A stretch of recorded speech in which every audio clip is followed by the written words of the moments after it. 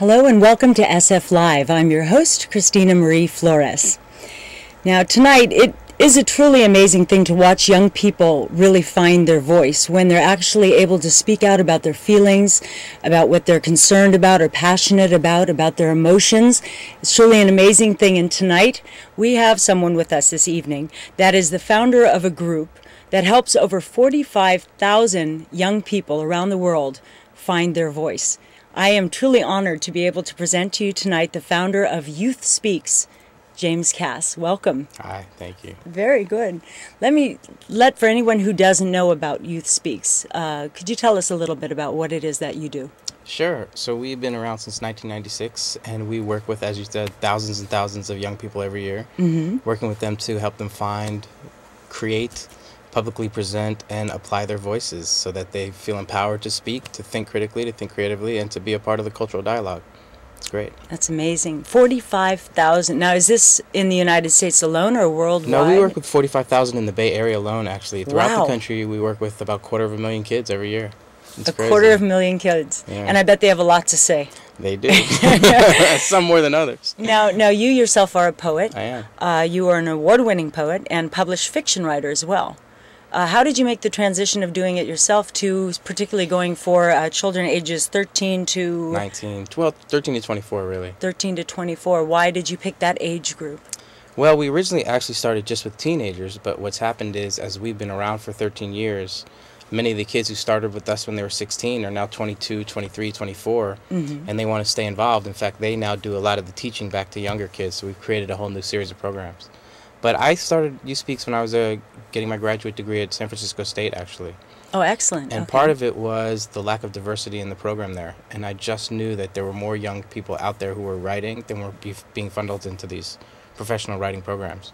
So it was kind of a little stale? Would you say that the poetry didn't really allow them to express what their feelings would be because it was just very traditional, or how would you say? Well, no, I don't think it was traditional.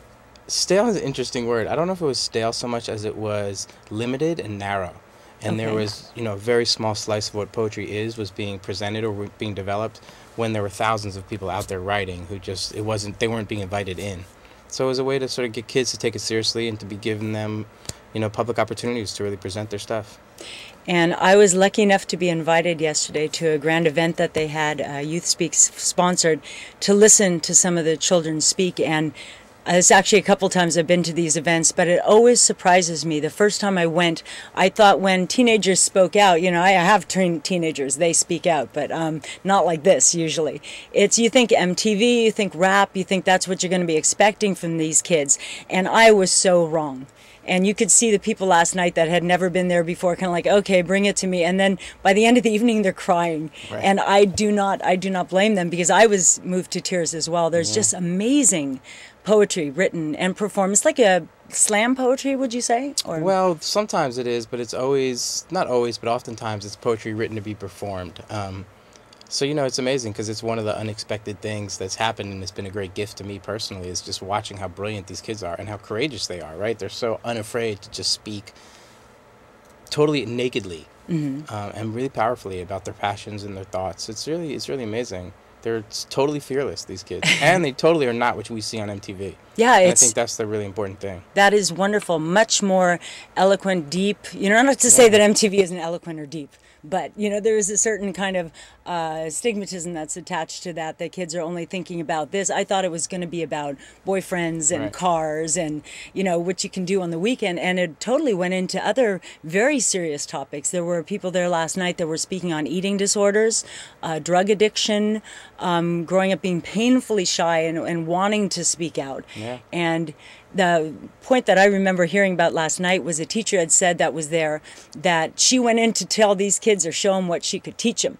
And she was so foolish because they ended up teaching her more than she ever knew and giving back so much more to you. Do you find that? Oh, absolutely. I mean, not only have I personally been completely affected by the kids, but sort of artistically, I've watched an entire generation of us writers, older writers, be impacted by them, where we had to step our game up. Like, really, honestly, particularly in terms of performance poetry, like we needed to be on point because these kids were showing us how to do it. Really. They brought it. Really, and then we couldn't, okay, we need to take this a little bit more seriously. Now, is there a certain demographic that you get as far as a kid that comes to Youth Speaks? Is there a certain type that is the typical person that would join this, or is it pretty across the board? Well, I think like what you saw last night, there's only real one defining factor, and that's young people's desire to participate. Last night we had, a 15-year-old girl from West Oakland, sort of nerdy, shy girl. Yeah, we had a 20-year-old kid from the Mission in San Francisco. We had a 15-year-old girl from Baby Hunters Point. We had another, we had kids from all over the place, right? Very different kinds of young people, all dealing with very different things, good and bad, in their lives. So, and, super diverse, right? Ethnically and gender and orientation and age, how well they do in school, what kind of school they go to. I think the real thing is they all are making the conscious decision to sort of step up and say, I want to speak, I want to be, and I also want to listen, but I want to be heard. That's one of the things I heard the most is they said that I realized that my voice mattered. And that really brings a chill up my spine, just to down my spine to hear that. Do you think that parents don't encourage kids to speak out or don't give them time to listen to them when they do, or maybe allow them to say it in their own words? Is that something that kind of forces them to come up and try to find you guys and release it? I don't know. You could probably answer that better than I am. I don't have any teenage kids. You don't? Okay, that's it. Out of the studio. I'm not sure it's parents. I mean, I think overall, the culture doesn't want... We're scared of kids more than we're not scared of them. I think, as a nation, we're fearful of kids.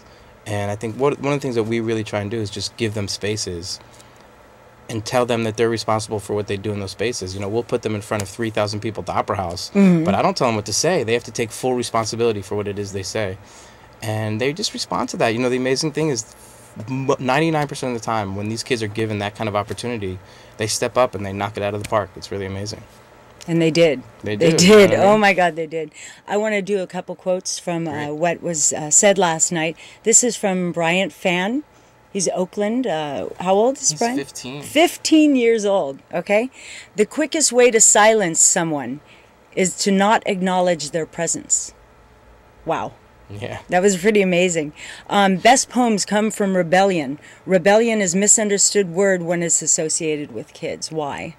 That's a good question. I think because, it's we act like they're mad at us for some reason rather than just trying to change the situation or sort of reacting to the situation that they're in. We take it personally. We were all, when you're 15, you're exploring the world and you're exploring the good and the bad, right, and the injustice of it, certainly.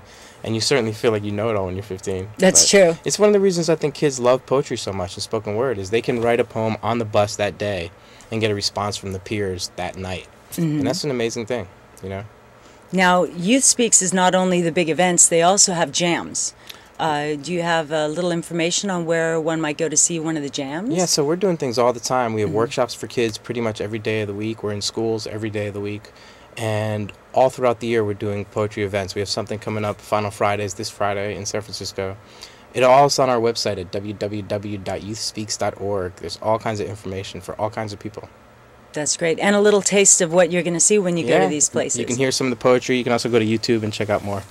Excellent. Very good. The way I actually found out about Youth Speaks is my daughter, who was 16 at the time, Monica. If you're watching, hi, Monica. She went into Youth Speaks and came from this very quiet young girl to exploding with ideas and exploding with her thoughts. And she's a really great kid. She's part of the LGBT community. I'm very proud of that. And even more proud after Youth Speaks. Just to be able to go out there and do the adrenaline rush of speaking to your peers and being able to put your feelings out into words. I asked her a little bit about what Youth Speaks did for her. And she said that it was able to specify certain emotions she was going through and put words to them.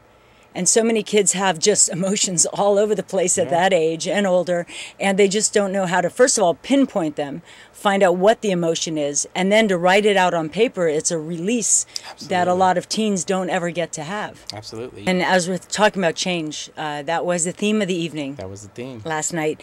And one thing I believe it was that you said was change is not always immediate, and that it's a spark. It's something that starts, and people I think today are in such a push button mentality, want it now, want it now, want it now, that I think that it's important to know that it takes time to pull this out and to develop this and to be able to change your life in whatever form you want to do that.